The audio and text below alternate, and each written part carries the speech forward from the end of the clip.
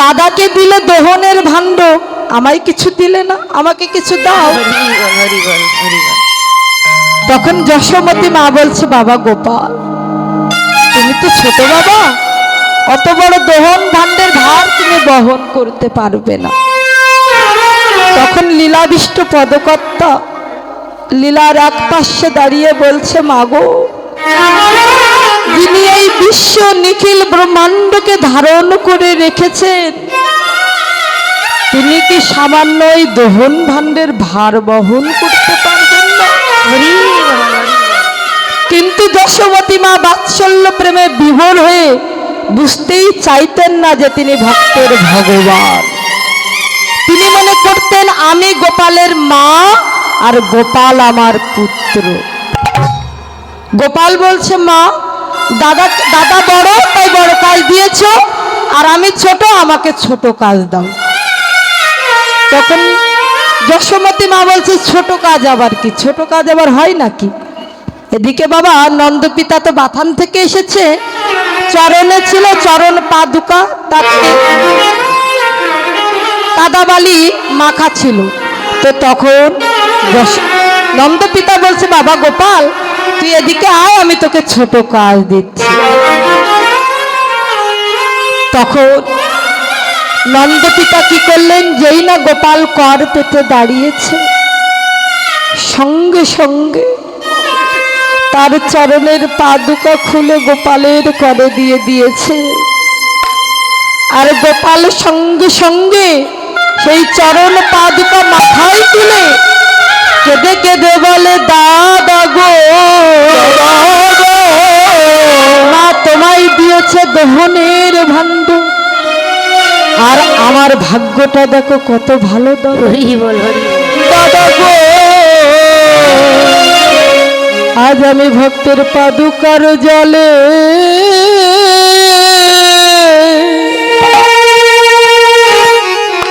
আমি স্নান করলাম,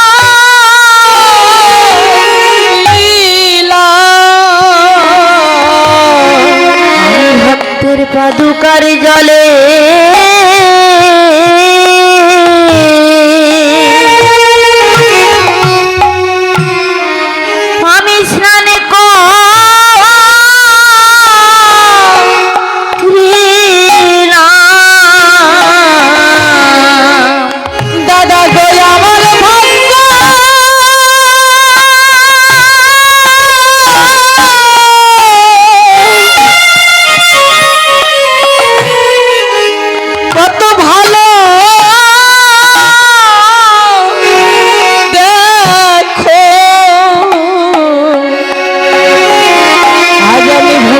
পাদুকার জলে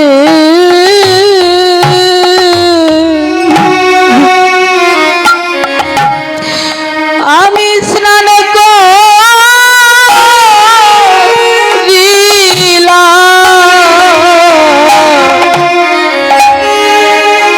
আমার ভাগ্য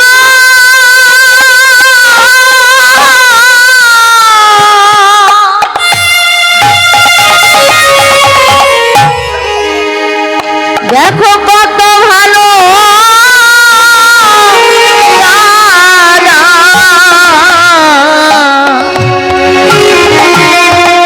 আমি ভক্তের পাদুকার জলে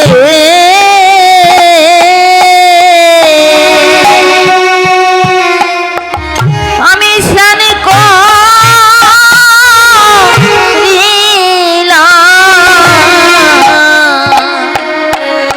তাই গোবিন্দ বলছে, তখন এই জগতে সবাই আমার চরণ পাওয়ার জন্য কাঁদে, আর আমি কাঁদে ভক্তের চরণ পাওয়ার জন্য। কোনোদিনই কোনো ভক্ত আমার তাদের চরণ আমাকে দেয় না, তাই আজ আমি ভক্তের পাদুকা পেয়ে আমার জনম আমি ধন্য করলাম। তার সেই ভক্তের পাদুকার জলে আজ আমি স্নান করলাম। তাই দাদা দেখো আমার ভাগ্যটা কত ভালো। এদিকে স্বর্গ হতে দেবতাগণ কেঁদে কেঁদে চিৎকার করে বলছে, নন্দ মহারাজ, ফিরিয়ে দাও এই চরণ পাদুকা, ফিরিয়ে দাও।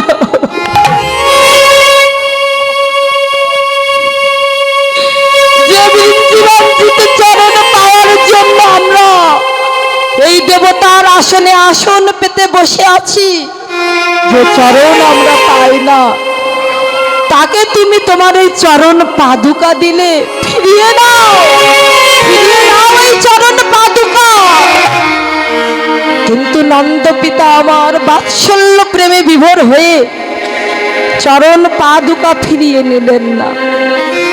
রাম কানাইকে নিয়ে চললেন গাভী দহন করবার জন্য বাথানে। তাই কেমন ভাবে যাচ্ছে যে রাম নেমোর দহন ভাণ্ড, গোপাল নেমোর বাধা, পেট পুরে দেব ননি যত আছে ক্ষুধা।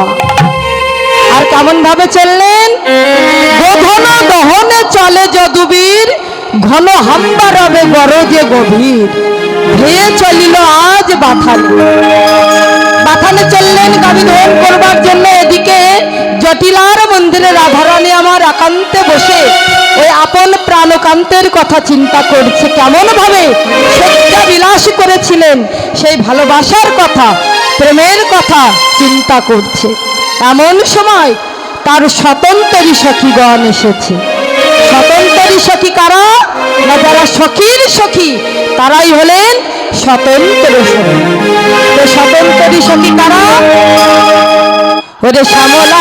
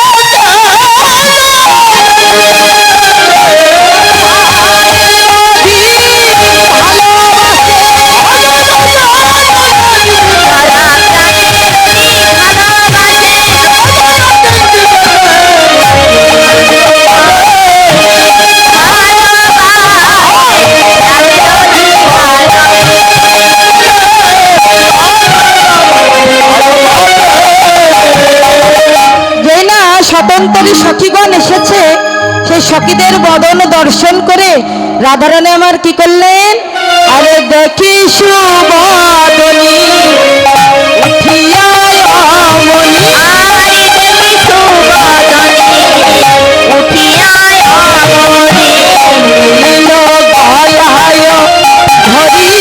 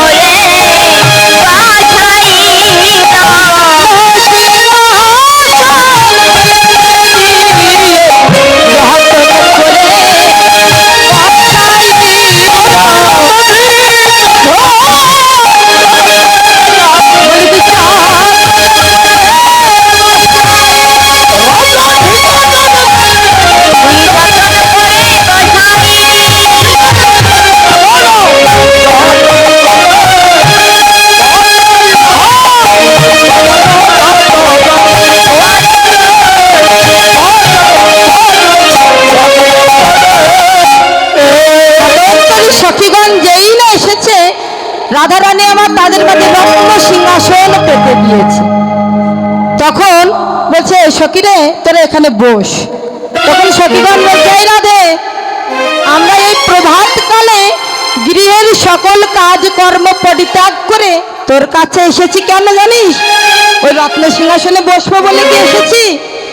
এর চাইতে যদি কোনো দামি আসন থেকে থাকে সেই আসনটা তুই আমাদের মাঝে পেতে দে। তখন রাধারানী বলছে সখীরে, এর চাইতে একটা দামি আসন আসছে, কিন্তু সেই আসনে যে কেউ বসতে চায় না। সেই আসনটা কি আসন জানি সখীরে? আমার হৃদয়ে ভক্তির আসন।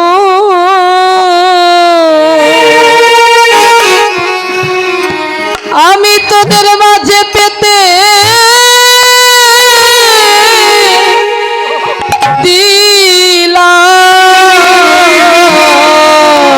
হৃদয়ের ভক্তির আসন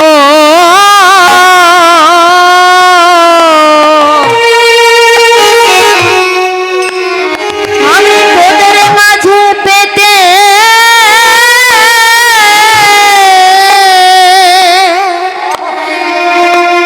তোদের মাঝে পেতে দিলাম।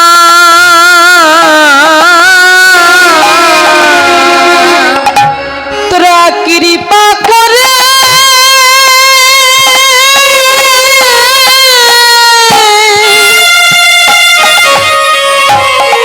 এসে বসে না,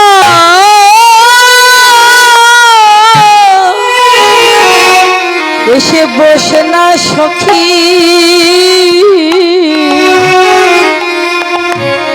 আমার হৃদয়ে ভক্তির আসন। তোদের মাঝে পেতে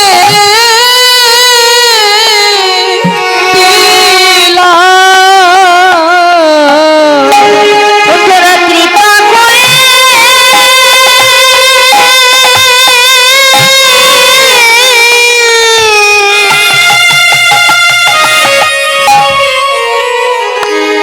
এসে বস না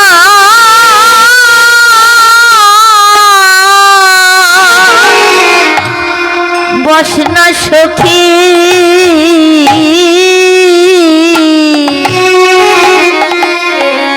আমার হৃদয়ের ভক্তির আসন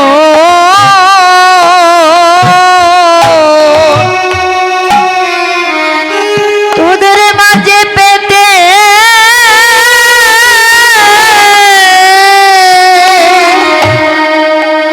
পেতে দিলাম।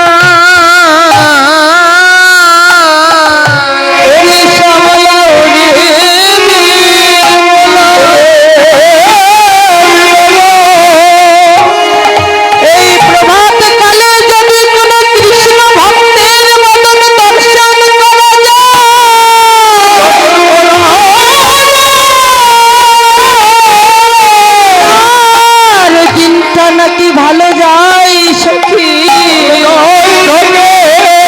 তাই তোরা তো আমার কৃষ্ণের পরম ভক্ত। এসেছি সেই প্রভাত কালে কৃষ্ণ কথা শুনিবার তরে, তাই তোদের মতো ভক্তের বদল দর্শন করে আমার কি মনে হয় জানি আজকে দিন বুঝি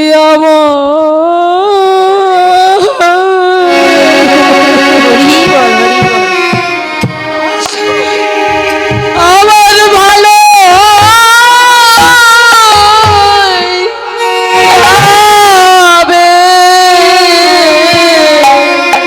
সখী রে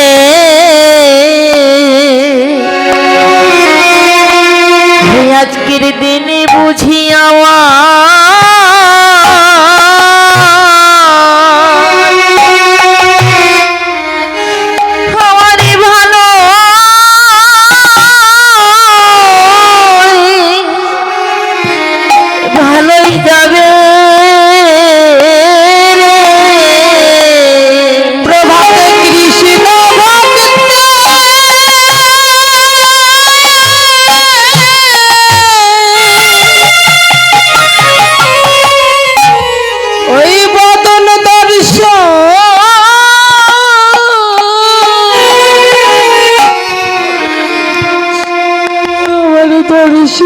রে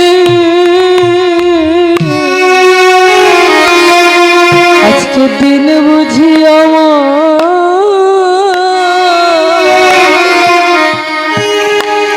আমার ভালো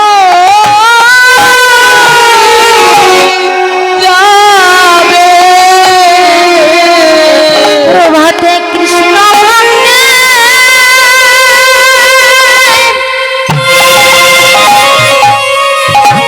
ওরে কৃষ্ণ ভক্তে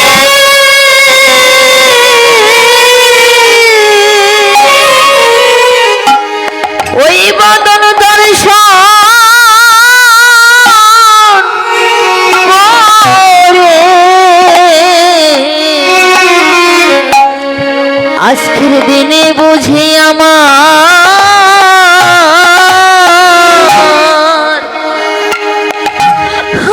ভালো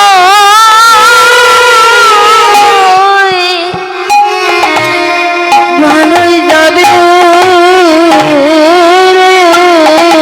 ওরে শ্যামলা ওরে বিমলা বধূ নিজ বদনে ব্যক্ত করেছে আমার হতে আমার নাম বড়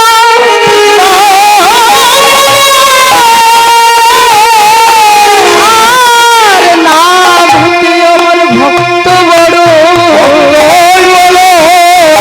আর ভক্ত হতে ভক্তের চরণ ধুলি আর হরি